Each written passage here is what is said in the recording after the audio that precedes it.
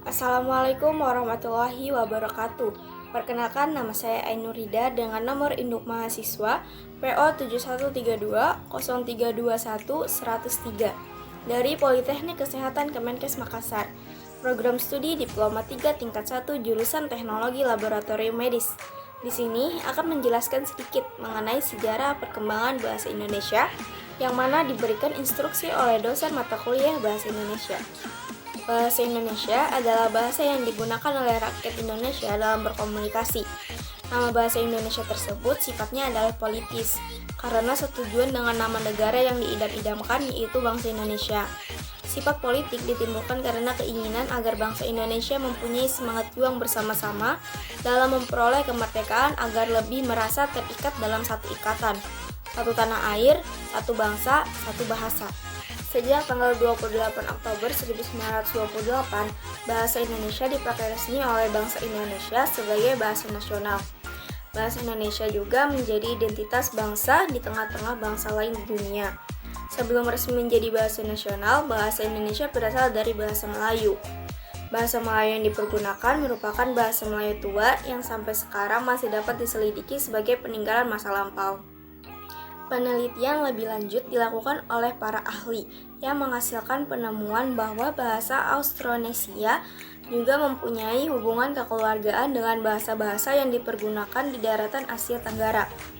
Sejarah perkembangan bahasa dapat dibuktikan dengan adanya prasasti Kedukan Bukit pada tahun 683 Masehi, Talangkuwo pada tahun 684 Masehi, Kota Kapur pada tahun 686 Masehi, dan Karah Barahi pada tahun 686 Masehi. Nah, selanjutnya, apa penyebab bahasa Melayu yang dijadikan bahasa nasional?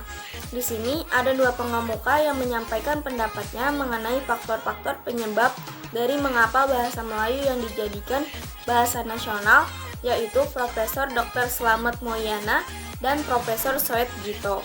Menurut Profesor Dr. Slamet Mulyana, mengemukakan faktor-faktor yang menjadi penyebabnya, yaitu sebagai berikut.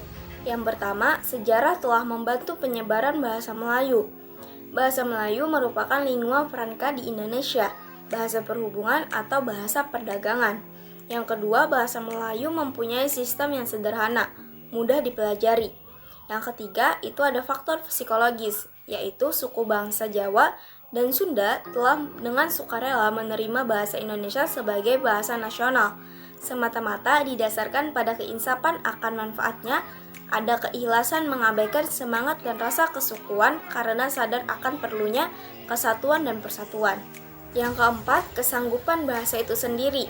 Jika bahasa itu tidak mempunyai kesanggupan untuk dapat dipakai menjadi bahasa kebudayaan dalam arti yang luas, tentulah bahasa itu tidak akan dapat berkembang menjadi bahasa yang sempurna. Sedangkan menurut Profesor Soet Gito menjelaskan secara sederhana alasan mengapa bahasa Melayu yang dijadikan landasan lahirnya bahasa Indonesia. Yang pertama, bahasa Melayu telah digunakan sebagai lingua franca. Yang kedua, bahasa Melayu memiliki daerah persebaran yang paling luas dan melampaui batas-batas wilayah yang lain. Yang ketiga, bahasa Melayu masih berkerabat dengan bahasa-bahasa Nusantara lainnya, sehingga tidak dianggap sebagai bahasa asing. Yang keempat, bahasa Melayu bersifat sederhana, tidak mengenal tingkat-tingkat bahasa sehingga mudah dipelajari. Yang kelima, bahasa Melayu mampu mengatasi perbedaan-perbedaan bahasa antar prenatur yang berasal dari berbagai daerah. Adapun kedudukan dan fungsi bahasa Indonesia. Kedudukan diartikan sebagai status relatif bahasa sebagai sistem lambang budaya yang dirumuskan atas dasar nilai sosial bahasa yang bersangkutan. Sedangkan fungsi adalah nilai pemakaian bahasa yang dirumuskan sebagai tugas pemakaian bahasa itu dalam kedudukan yang diberikan kepadanya. Bahasa Indonesia memiliki kedudukan sebagai bahasa nasional dan sebagai bahasa negara. Kedudukan bahasa Indonesia sebagai bahasa nasional dimiliki sejak diikrarkan Sumpah Pemuda pada tanggal 28 Oktober 1928. Sedangkan kedudukan sebagai bahasa negara dimiliki sejak diresmikan Undang-Undang Dasar 1945 pada tanggal 18 Agustus 1945, bab ke-15, pasal 36, tercantum bahasa negara ialah bahasa Indonesia. Kemudian bahasa Indonesia sebagai bahasa nasional.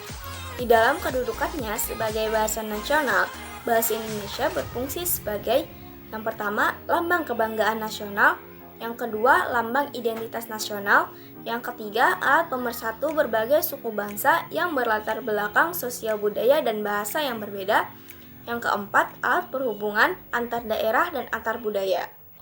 Adapun bahasa Indonesia sebagai bahasa negara. Bahasa Indonesia sebagai negara berfungsi sebagai 1. Bahasa resmi negara, 2. Bahasa pengantar di dalam dunia pendidikan, 3. Alat perhubungan dalam tingkat nasional untuk kepentingan perencanaan dan pelaksanaan pembangunan nasional serta kepentingan pemerintah. Yang keempat, alat pengembangan kebudayaan, ilmu pengetahuan, dan teknologi. Penting tidaknya suatu bahasa didasari oleh 3 faktor, yaitu jumlah penuturnya, luas penyebarannya, dan peranannya sebagai sarana ilmu, sastra, dan ungkapan budaya yang bernilai tinggi. Bahasa Indonesia mengalami 3 fase perkembangan selama 81 tahun, dimulai dari tahun 1928 sampai tahun 2009, yaitu fase pertama, fase bahasa Indonesia sebagai bahasa persatuan yang ditandai adanya ejaan Van Ophuijsen dan Kongres Bahasa Indonesia I di Solo.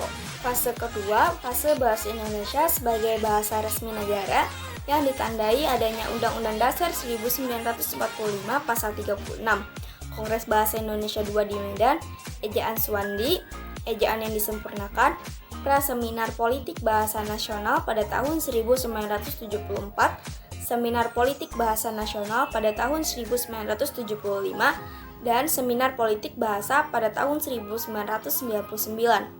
Fase ketiga, fase bahasa Indonesia sebagai bahasa internasional yang ditandai adanya Kongres Internasional 9 Bahasa Indonesia, Undang-Undang Nomor 24 tentang Bendera, Bahasa dan Lambang Negara, serta Lagu Kebangsaan dan Pusat Pengembangan Strategi dan Diplomasi Kebahasaan atau PPSDK.